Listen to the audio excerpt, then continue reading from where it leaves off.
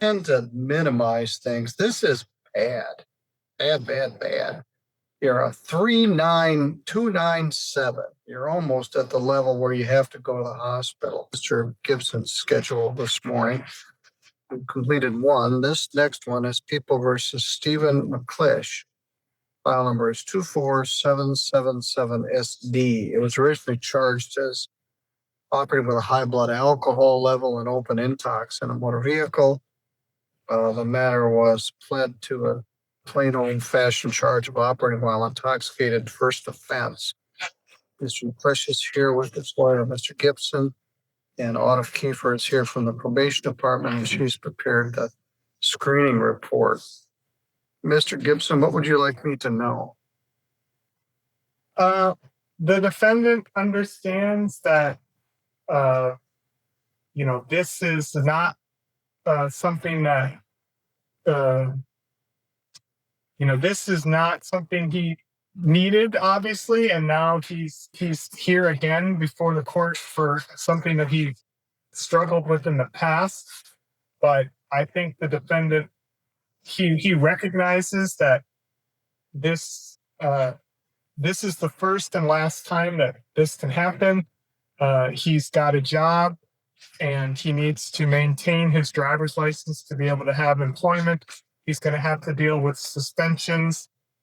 And so I think the defendant recognizes that this was a terrible mistake and he can't continue with this. This needs to be as I said, the last time he gets in trouble for something like this.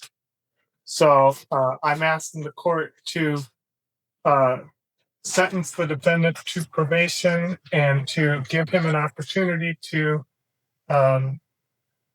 get this past him and to deal with any substance abuse problems that he has. Thank you.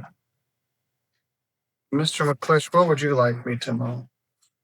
I made a mistake and I'm trying to better myself. Move on from this. Well, that's a good attitude. Are you still working as a union carpenter? Yes, sir. Where's your project right now? Right north of the airport in Kalamazoo, just across the street from the airport.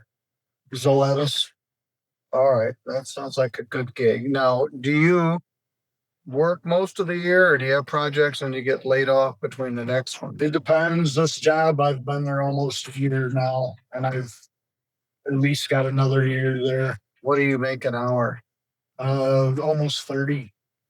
We have a way to get back and forth to work. I working on getting that figured out once I lose my license.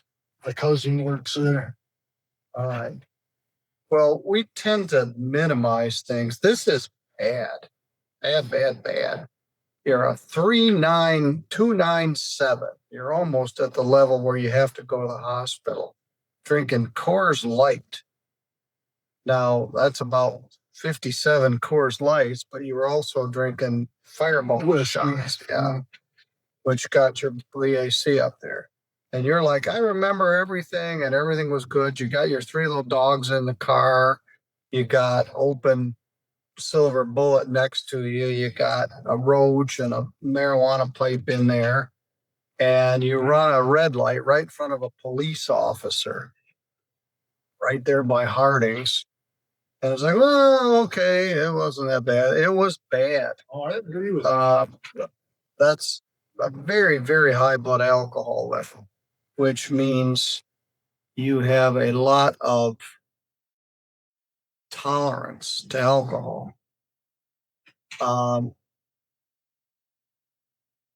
You also have a couple prior alcohol offenses. So we had discussed potential sobriety court placement here, which could allow you to keep a restricted driver's license. I don't remember why we didn't. Because the 2020 case was dismissed up in Lake County. So technically, this is only a first. Well, this is a second, but his previous one was 20 years ago. Yeah. Here's the driving record. So let's take a look. He has a valid license and a motorcycle endorsement. Right now, he's driving on his 625 permit. We should have. He has a speeding in Kalamazoo in 2023. He has an impaired driving out of Baldwin, which is Lake County, not Lake City. Shows on his driving record. Then he has a 2012 operating while impaired here in Centerville. So there's an impaired driving conviction on your driving record. It wasn't dropped. Well, it said knowledge. 2020 was nollied out of Lake. Original charge operating while impaired by liquor, trial, knowledge process. Conviction day, 6/25/20. I don't know. It shows as a His criminal history showing that the OWI was nollied. He was charged with felony firearm possession under the influence, and open container was also nollied. That's what I was charged with.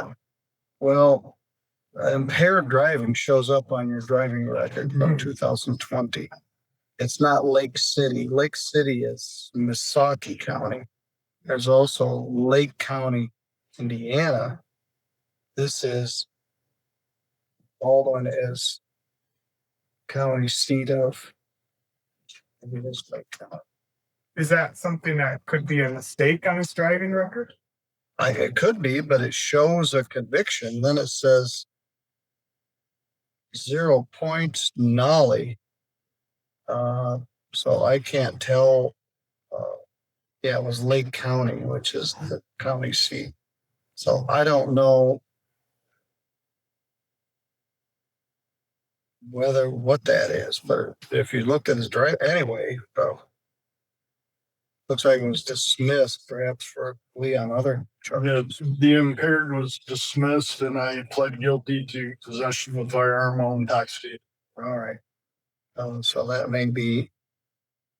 Anyway, sure looks like it. Anyway, you probably could benefit from sobriety court because you have a terrible alcohol problem. And B, it would allow you to get a driver's license to drive back and forth to work.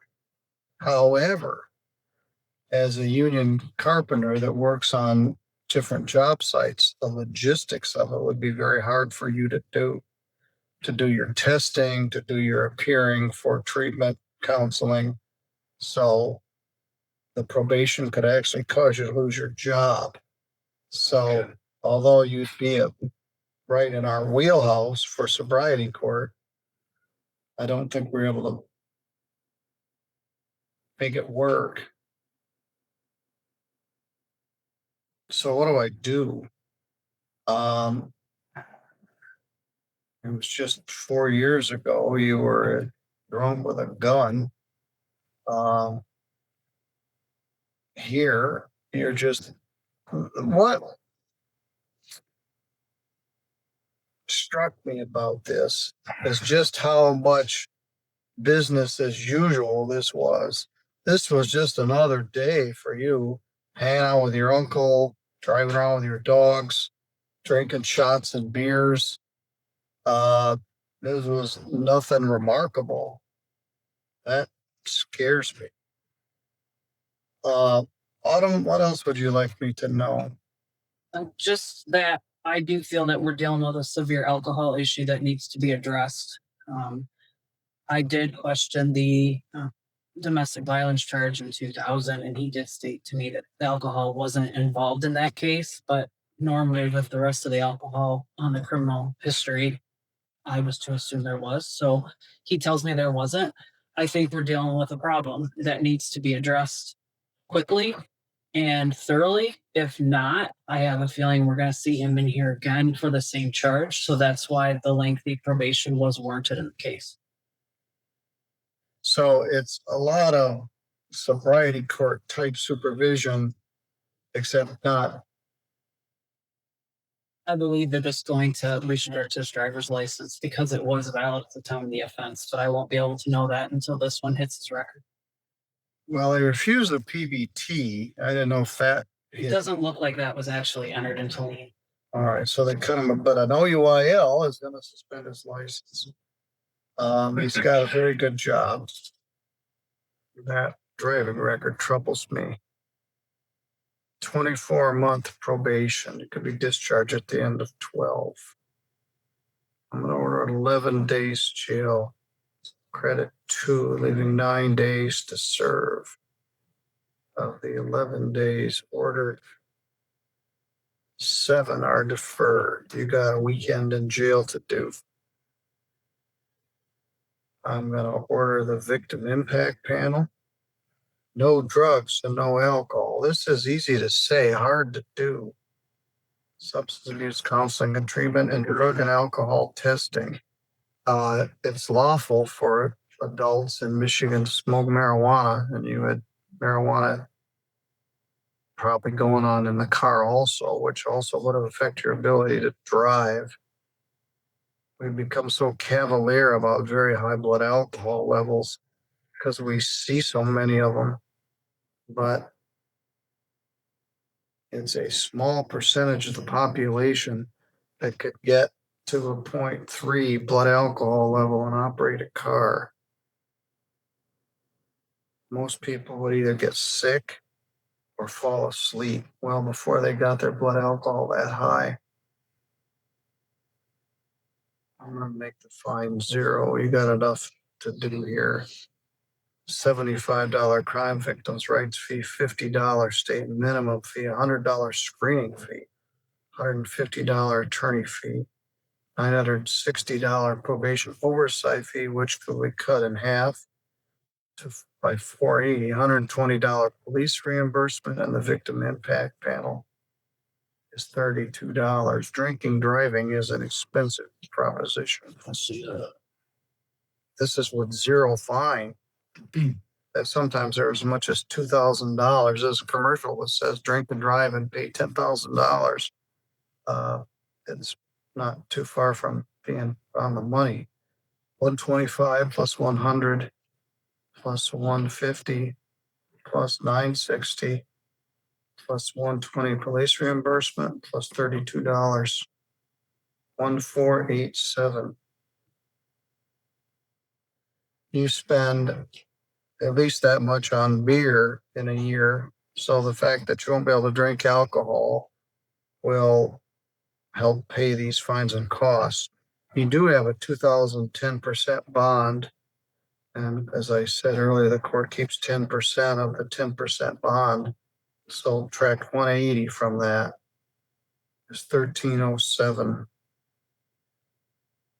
And if we subtract 480 from that, we do this in a year, it would be 827. So it isn't as bad as it sounds, but it is pretty expensive. The big thing is you can't drink any alcohol and you can't use any marijuana, and we're going to test to make sure, and no driving unless licensed.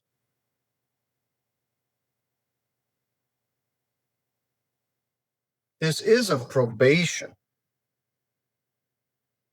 So if things change that he gets suspended and he's going to lose his job, perhaps we could morph it back into sobriety court.